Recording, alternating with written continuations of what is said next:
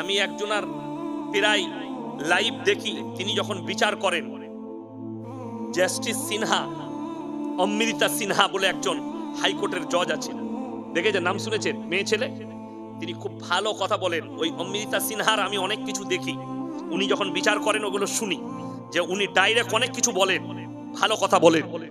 এই কোর্ট থেকে আমি আবেদন করব, একটা মুসলিমদের মেয়ে হিজাব পরে আর বোরকা পরে কলেজে গেলে তাকে কোর্টে কেস লড়তে যেতে হয়, অথচ একটা মেয়ে ন্যাংটো ঘুরে বেড়াচ্ছে এয়ারপোর্টে আর রাস্তায়, বোম্বে দিল্লির রাস্তায়, তাকে কেস লড়া লাগে না।